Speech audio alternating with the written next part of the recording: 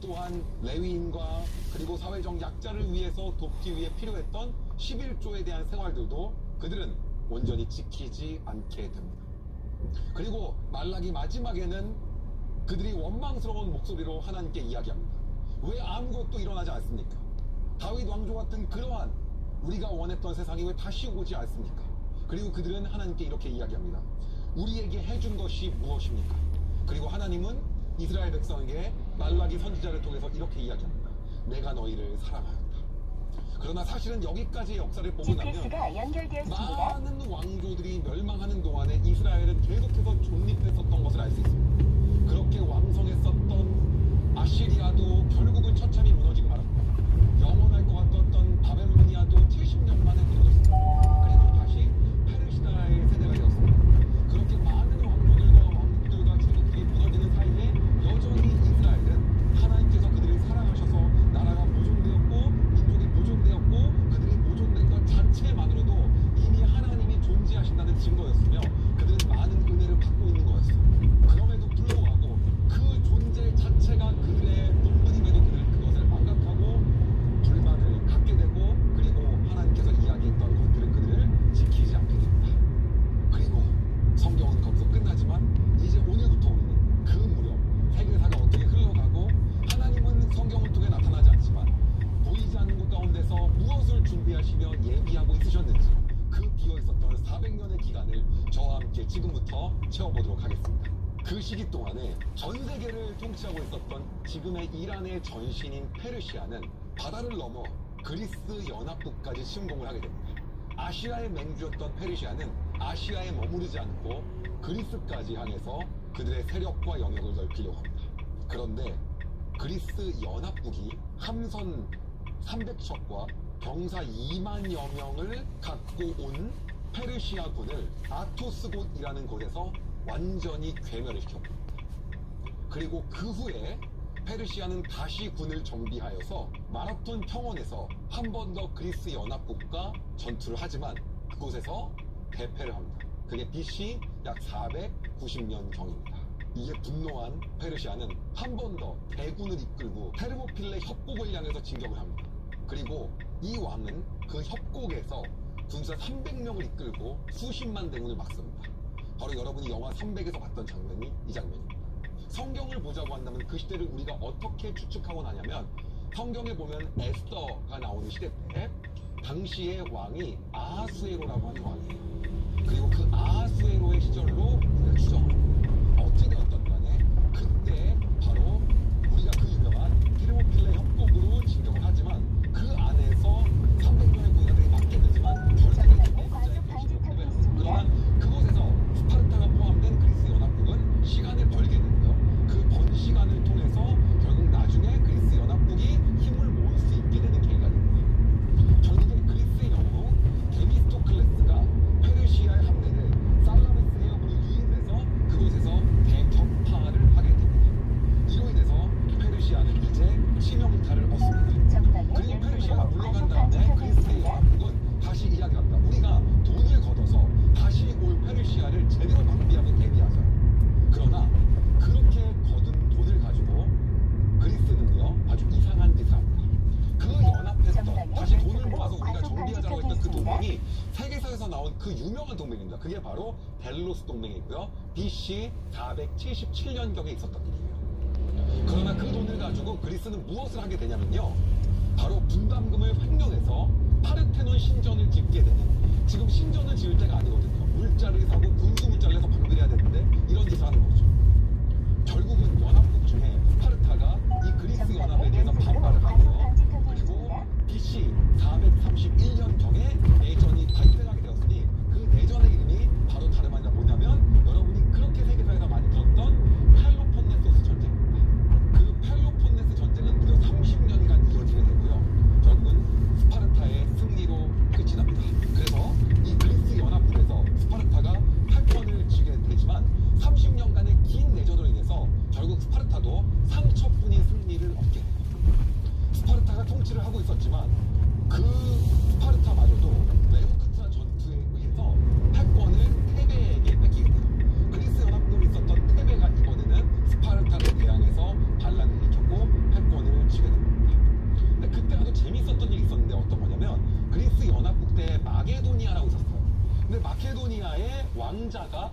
테베 지역의 볼모로 끌려갑니다. 테베는요, 여러 그 연합국에 있었던 왕자들의 볼모로 끌어갔거든요. 근데 그 왕자의 이름이 뭐였냐면 마케도니아 왕자의 이름이 필립 2세였어요. 근데 그 필립 2세는 누구냐? 이게 중요한데요. 필립 2세는 그 유명한 알렉산더 대왕의 아버지였던 거예요.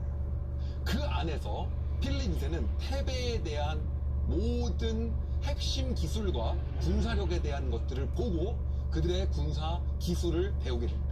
그게 바로 다름이 아니라 긴 창을 이용해서 적을 무찌르는 팔랑크스 전술이에요. 테베에 대한 마케도니아 왕자의 이름이 필립의 볼모로 끌려갑니다. 테베는요, 여러 그 연합국에 있었던 왕자들의 볼모로 끌어갔거든요. 그 유명한 아벽에 대한 것들을 보고 그들의 군사 기술을 배우게 됩니다. 그게 바로 다름이 아니라 긴 창을 이용해서 적을 무찌르는 팔랑크스 전술이에요.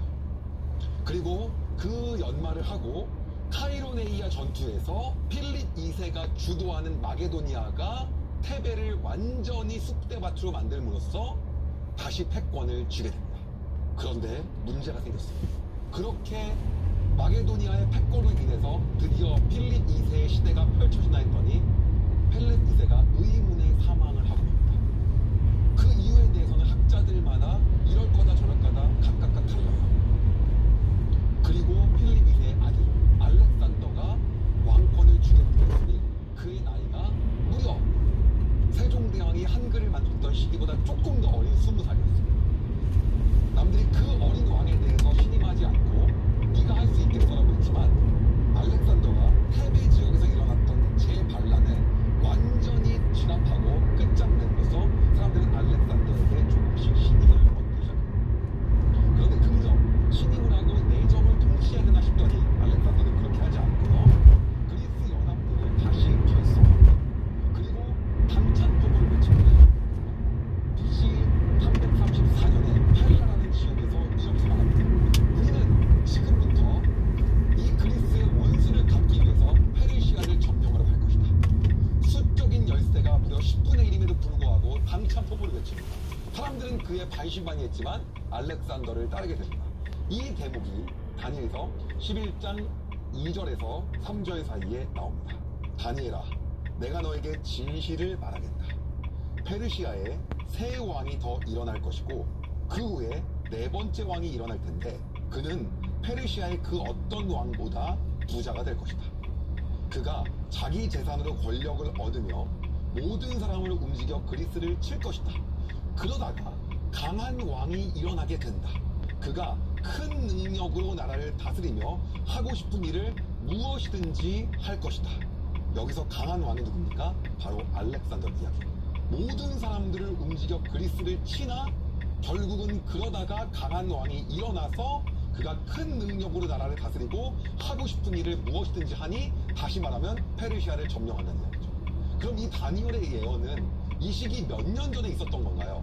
대략 한 200년 전, 150년에서 한 200년 전이에요. 그러다 보니까 사람들이 마지막까지 학자들이 얘기했던 건 다니엘서 뒷부분은 조작이다. 이 부분은 예언을 할 수가 없다. 어떻게 맞나? 라고 하는 논쟁이 끊임없이 있었어요. 그러나 성경에는 1.1획도 틀린 부분이 없습니다. 그래서 결국에는 이 다니엘서의 예언대로 알렉산더라는 왕이 등장하게 됩니다. 그리고 여러분이 아는 것처럼 페르시아로 진격을 합니다. 자, 페르시아의 서편 일부를 먹은 다니엘서의 예언대로 예언을 할 수가 없다. 대략 한 2년을 다스리고 하고 싶은 일을 이야기. 모든 사람들을 움직여 그리스를 치나 결국은 그러다가 강한 왕이 일어나서 그가 큰 능력으로 나라를 다스리고 하고 싶은 일을 무엇이든지 하니 다시 말하면 페르시아를 점령한다는 이야기죠. 그럼 아까 짚은 것처럼 페르시아로 진격을 합니다. 자, 페르시아의 서편 일부를 먹어치운 후에 알렉산더는 계속해서 페르시아를 향해 진격하지 않고 길을 돌려서 아래쪽으로 남하해서 이집트로 가게 됩니다. 그 이집트로 방향을 돌려서 진격을 하는데 이집트가 그냥 바로 백기투항을 해버립니다. 그리고 이집트는 더 이상 이집트가 아니라 그리스에 의해서 지배되어지는, 즉 헬라에 의해서 지배되어지는 그러한 나라가 돼버립니다. 그 안에서 바로 알렉산더 대왕은 알렉산드리아라고 하는 무역의 거점 도시를 만들게 되고요. 그리고 세계 최대의 도서관 또한 설립하게 됩니다. 이 대목에서 알렉산더가 누군지 우리가 잠깐 알아보도록 하겠습니다. 알렉산더는요, 스승을 아리스토텔레스로 둘 만큼 굉장히 헬라 문화에 대해서 식견이 밝았고요. 그리고 헬레니즘에 완전히 심취해서 그는 동양과 서양의 문화를 하나로 융합했던 그런 엄청난 업적을 남깁니다. 또한 독서 광으로 유명했고요. 그는 아까 이야기했던 팔랑크스 전투를 통해서 페르시아군을 이기면서 연전연승을 하게 됩니다. 굉장히 헬레니즘 문화로 똘똘 뭉쳤기 때문에 문화적 지식적인 측면에서도 뛰어났고 군사적인 전술과 리더십에서도 탁월했었던 어마어마한 그러한 왕이었던 거죠. 그런데 성경은 그를 잠시 후 조명하고 50km 신호 위반 단속 구간입니다. 하나님의 관심은 그가 아니었던 거예요. 이집트에서 식량을 충분히 확보하고 다시 북진을 하여서 페르시아를 향해 달려가는데요. 페르시아의 마지막 가우멜라 전투에서 완전히 대승을 거둠으로써 페르시아를 역사에서 지워버립니다. 그리고 완전히 헬라의 나라를 그가 만들며 헬라 시대를 개발합니다. 자, 알렉산더의 꿈은 여기서 멈추지 않습니다. 그는 곧바로 기세를 모아서 여러분이 알고 있는 코끼리를 대동해서 싸우는 인도를 지켜옵니다.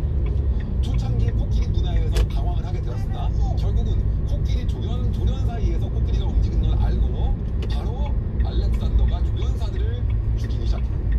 그리고 그 알렉산더는 여러분 알렉산더라는 영화에서 봤다시피 300m 앞에서 말을 타면서 30km 신호 창을 위반 던져서 단속 코끼리 구간입니다. 위에 있는 조련사를 죽이고 막 난리를 칩니다. 그리고 결국 인도를 점령합니다. 그리고 그가 가려고 했던 곳은 어디였냐? 그 다음 차이나. 그런데 그때 알렉산더와 함께했던 수십만의 장병들이 울기 시작합니다. 엄마 보고 싶어.